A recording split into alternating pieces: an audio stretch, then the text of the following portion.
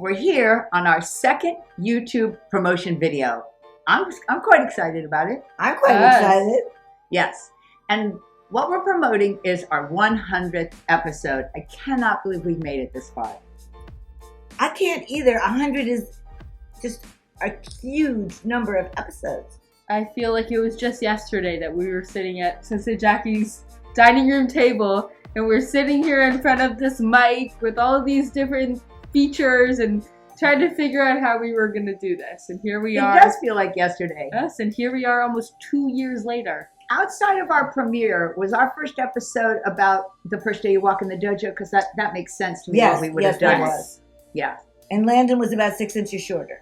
And a couple of years, 3 years younger probably, even though it's 2 years of podcasting, a lot of birthdays have passed. That's right. Meanwhile, just in case you don't know it, I'm Sensei Michelle.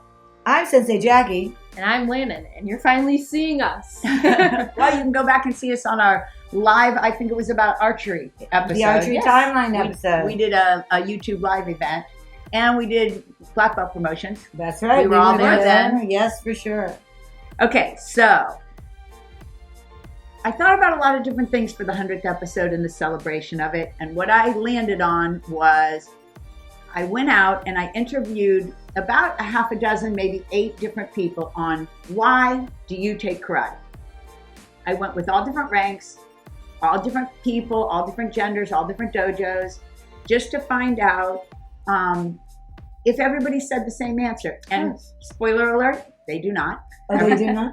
No, nobody says the same answer, actually. Isn't that so cool? That's very cool. Luna agrees. She just wanted to join us. She walked through. She came through, I think, right here. So I thought it would be fun for us to start out by saying either, in our case, what brought us to karate, which is not the same thing that keeps us here today, which was a running theme from everybody. Yes. Everybody agreed on that. Or we could just go with the short answer, why we train. You could say what brought me to karate, but they've heard that story a couple times because you were too young to say no. Darn it.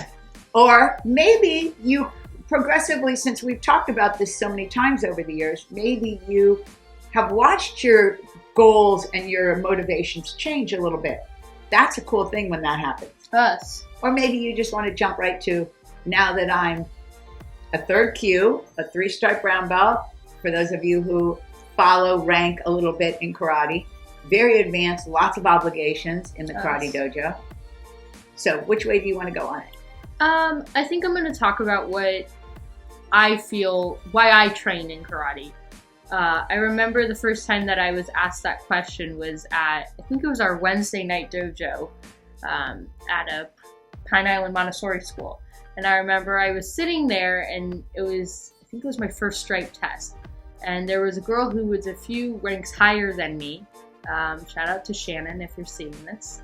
And she was giving me my first stripe test, the written part. And I remember her asking me, why do you train in karate? And at the time I was probably like, I don't know, to have fun. But I think almost 9 years later, it'll be 9 years next month. Wow. 9 years later, I think that I look at it from a different aspect. And yes, of course it's fun, but it's also the things that karate has taught me over the past 9 years, which includes self-defense, of course, the kata, those things. But it's not only the physical things, it's also the mental things that I've learned from karate, the different strategies. And I know Sensei Jackie and I, on our way back from karate many nights, have talked about different strategies and karate things. And that's just something that I really enjoy and love about karate. Wow, he's going to be hard to follow. But he did bring up a good point, and I will try to say this on the podcast, and I'll say it here. The reason this question occurred to me is because on every rank test I ever took from Master Collegian, and on, I think, all the rank tests that I give to people, there is some form of the question, why do you train? Like it's an individual question.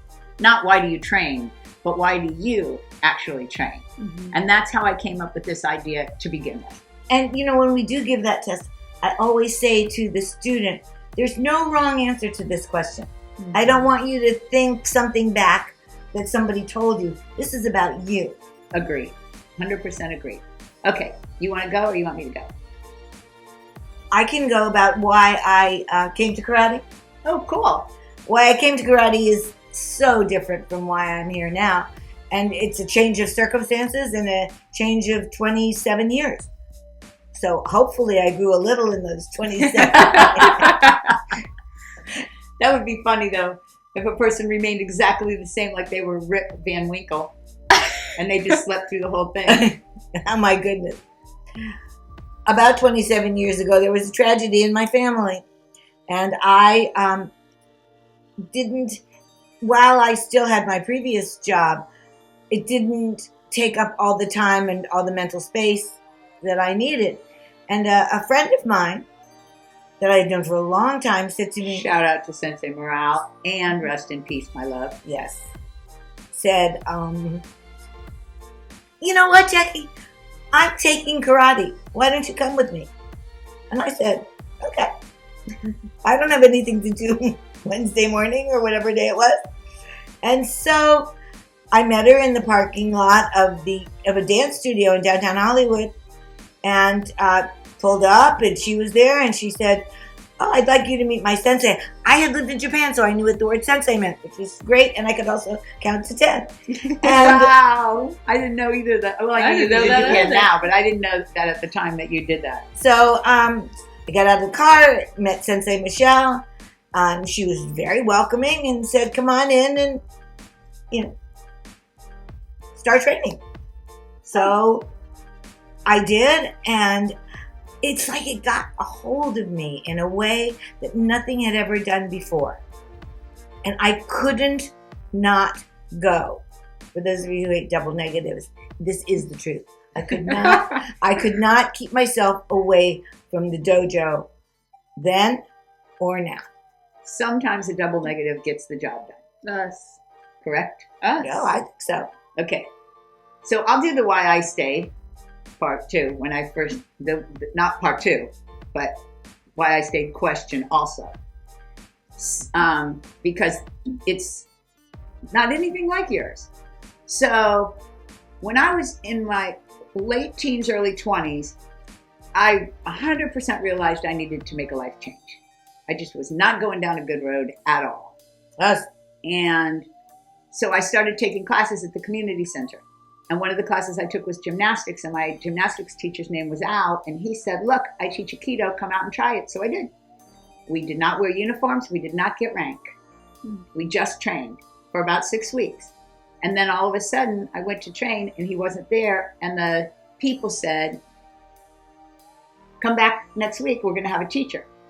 Well, they called me in the week and said, look, we moved the class to this other location. That's fine. I drove out to the other location, and I walked into the gymnasium, and I saw Master Collegian at the other end of the room. It was not good after this young man, he wasn't a young man, but he was just a small man, no gis.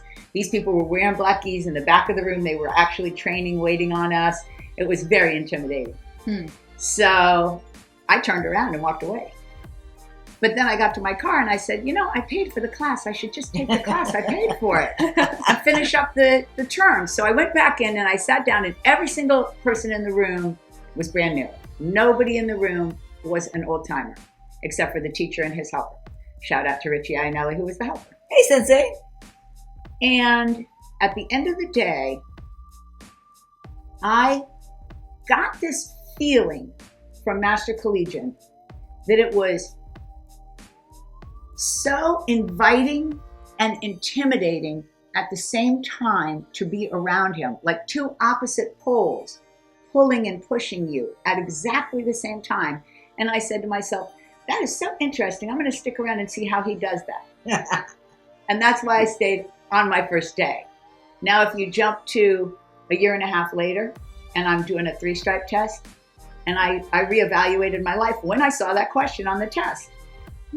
And I said to myself at that time, the reason I stayed at 3-stripe levels and moving forward from that point for quite a while was because before I was in karate, I thought I was very capable of defending myself. But after I had been there for a year or so, I realized that there was so much I could learn to make me more capable of defending myself. So I said to myself then, okay, I'll stick around until I feel more self-defense safe. Isn't that funny? That's really cool. I know. And it's kind of amazing that you went from self-defense safe through some sort of spectrum to teaching other people to be self-defense safe. Well, I was a helper teacher from the time I started in karate, which was very different from the way it is now. Well, I don't know what other dojos do, but in my dojo, the helpers intermingle with the class from the minute we get there.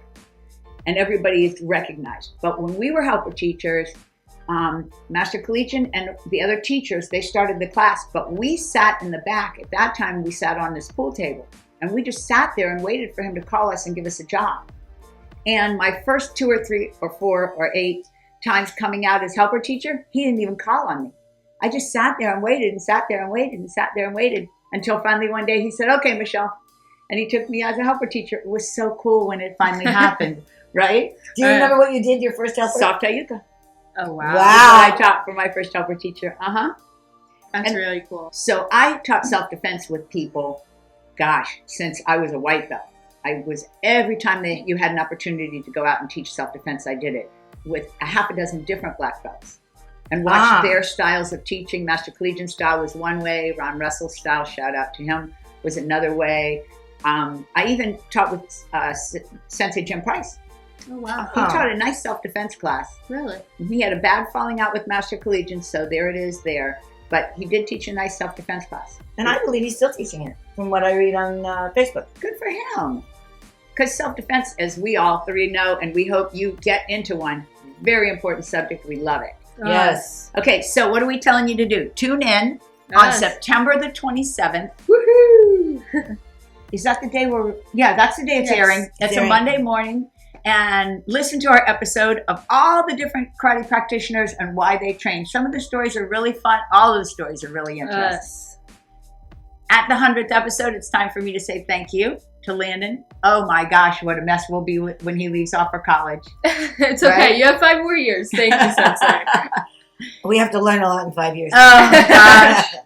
And of course, thanks to Sensei Jackie. Yes. I think for sure Sensei Jackie is one of the few people in the world who just doesn't realize how important she is and would never know it because she won't be there when she's not there. So only we will know if that ever was true. She was absent.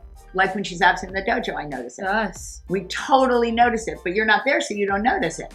Good point, Sensei. Chief Grammar Officer of the podcast. Oh, among many other hats. Yes. So making a podcast, and for those of you who have ever tried it, you know it's true. It's a Yes. trick. Whew. Yes, it's a never-ending story, but so interesting. Oh, and it gives me a good closeout sentence, but you go. I was just going to say, it shows that hard work, long hours, and constant repetition. Repetition. We love our repetition. Yes. And I'm going to say that on our recent podcasts, this is the fall Yes. of 2021. Us. And we've been doing a series on Peter Urban's 3 teachers. And all of the people we've been looking at in master categories, whether it was a repeat of Ed Parker recently or Richard Kim, which we're recording later today, the same thing came true. The longer they trained, the more individualized and personalized, and those are the words you read over and over and over, their training became. That's right. And that is a very cool thing to realize, the Yes. people who stay with it. It's For sure. unimaginable for me to wake up in the morning and not be a karate person. Yes. That's who you are. Your It's essence. just unimaginable. Us. So with that, tune in and we'll see you there. Us. Bye, everybody. I'll wave. Thanks for tuning in.